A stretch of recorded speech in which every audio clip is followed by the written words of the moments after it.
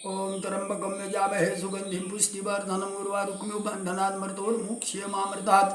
मित्रों, मैं रामोद पांडे शास्त्री कुमारी वैष्णवी चैनल से आज आप लोगों के समक्ष श्रीमद् देवी भागवत महापुराण अष्टम स्कंध का प्रथम अध्याय प्रस्तुत करने जा रहा हूँ। प्रस्तुत अध्याय में महाराज मनु के द्वारा माता की विशेष स्तुति की गई है और यह स्तुति वास्तव में इसी स्तुति के कारण उन्होंने सृष्टि की रचना किया तथा इस स्तुति का सीधे सीधे फल जो है मनुष्य के लिए प्राप्त होता है, जो विद्या, संतान, सुख, यश, कांति का उदय, धन धान्य का निरंतर वृद्धि, शक्ति का निष्फल न होना, सर्वत्र विजय, शत्रुओं का विनाश हो जाता है, सदा जीवन सुखमय हो जाता है। इसलिए मित्रों, माता की यह देवी भागवत महापुराण के अष्टम स्कंद का प्रथम अध्याय का श्लोक नंबर 24 से 36 तक का यह जो मनु द्वारा स्तुति है, अति प्रभावशाली एवं अनुकरणीय।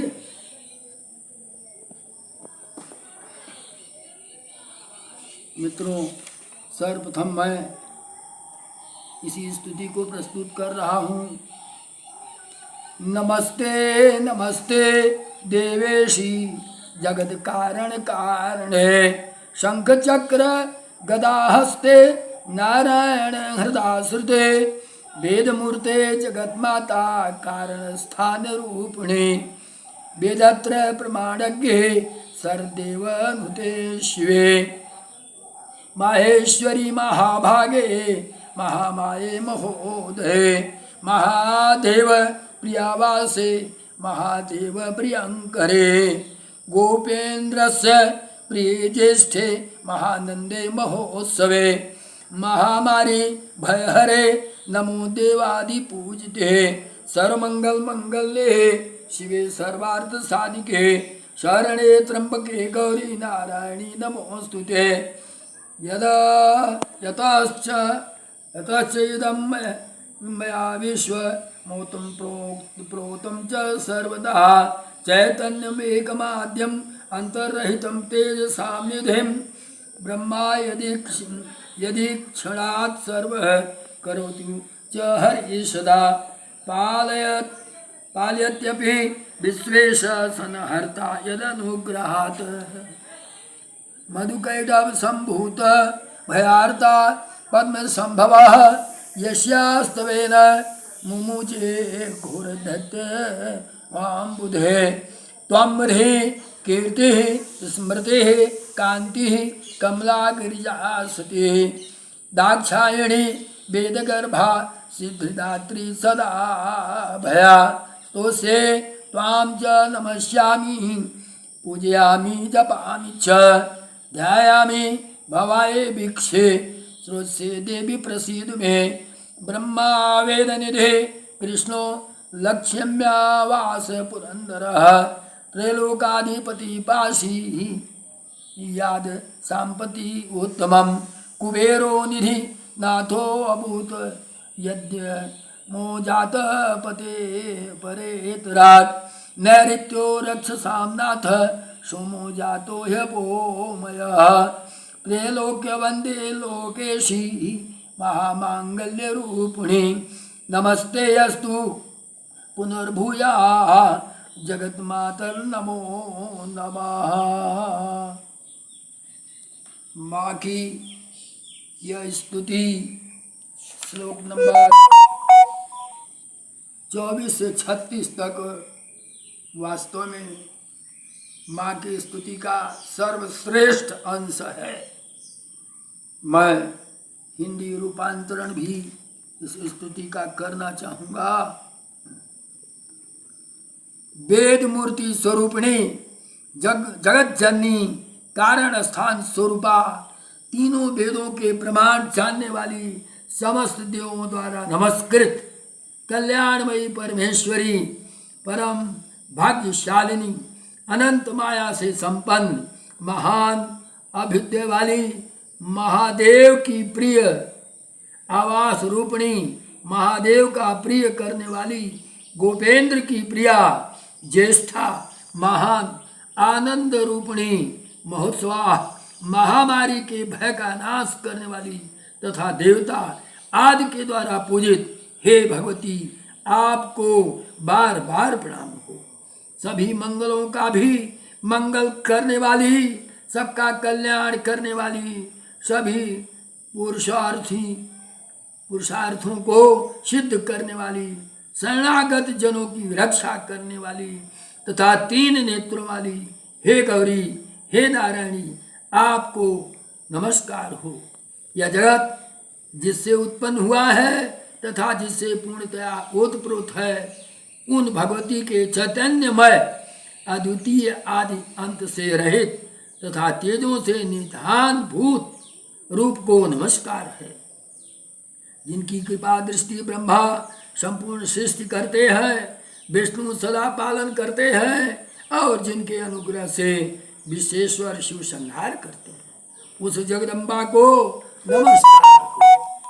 मधुकैटभ के द्वारा उत्पन्न किए गए भय से व्याकुल ब्रह्मा ने जिनकी स्तुति करके भयंकर दैत्य रूपी भवसागर से मुक्ति प्रदान की थी, उस भगवती को नमस्कार है। आप ही कीर्ति स्मृति कांति कमला गिरिजा सती दाक्षायणी वेदगर्भा सिद्धिदात्री तथा अभया नाम से सर्वदा प्रसिद्ध है।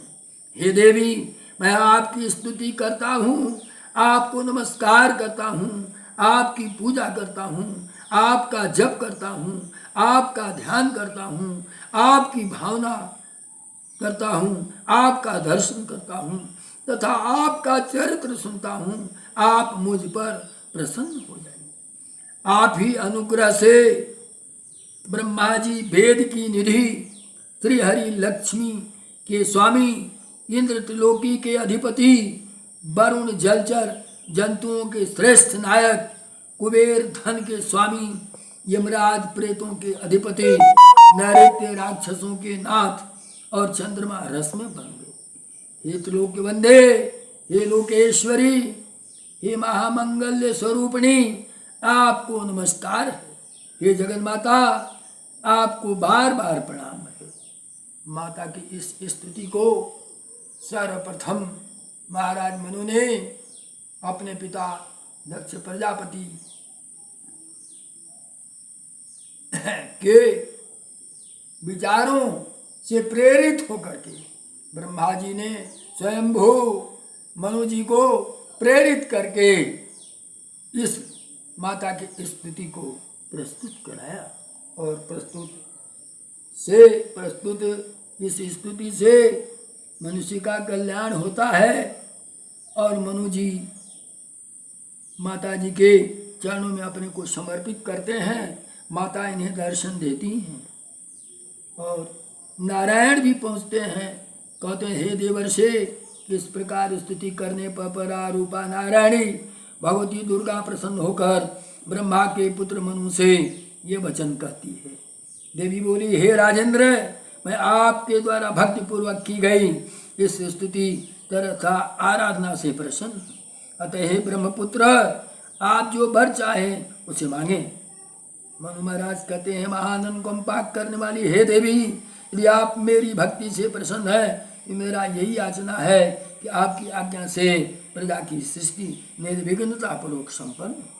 देवी बोली हे राजेंद्र मेरे अनुग्रह से प्रजा सृष्टि अवश्य संपन्न होगी और निर्विघ्नता पूर्वक निरंतर उसकी वृद्धि होती जाएगी। जो कोई भी मनुष्य मेरी भक्ति से युक्त होकर आपके द्वारा की गई अर्थात जो मनु द्वारा की गई माता की स्तुति है वह स्तुति करता है उसका विद्या संतान सुख तथा कीर्ति बढ़ती है एवं कांति का उदय होता है और धन धान्य निरंतर बढ़ते रहते हैं। मनुष्यों की शक्ति कभी निष्फल नहीं होगी, सर्वत्र उसकी विजय होगी। उसे शत्रुओं का नाश हो जाता है, वो सदा जीवन सुखमय हो जाता है। नारायण जी बोलते हैं ब्रह्मा के पुत्र स्वयंभुव मनु को इस प्रकार के वर देकर उन बुद्धिमान मनु के देखते देखते ही भगवती अंतर्धान हो गई। तत्पश्चात वर प्राप्त करके महान प्रतापी ब्रह्मपुत्र राजा स्वयंभुव मनु ने ब्रह्मा से कहा, हे तात, आप मुझे कोई ऐसा एकांत स्थान बताइए जहाँ मैं जा करके भगवती की स्तुति करूं। अपने पुत्र की यह बात सुनकर प्रजापतियों के भी स्वामी ऐश्वर्यशाली ब्रह्मा देर तक सोचने लगे, यह कार्य कैसे संपन्न हो। प्रजा की सृष्टि करते हुए मेरा अंतकाल का बहुत समय बीत गया। संपूर्ण प्राणियों को आश्रय प्रदान करने वाली यह पृथ्वी जल के द्वारा आप्लावित हो गई और जलमय होकर डूब गई। अब वे भगवान आदि पुरुष मेरे सहायक बनकर मेरा यह सुनिश्चित कार्य संपन्न करेंगे, जिसके आदेश पर मैं आश्रित हूँ। श्रीमद् देवी भागवत महापुराणे अष्टादश सहस्रश्याम संहितायाम अष्टम स्कंधे भुवन कोश प्रसंगे दिव्याम अन्वे वरदान वर्णनाम प्रथमोध्याय। बोलो माँ भगवती की जय, योग माया भगवती की जय।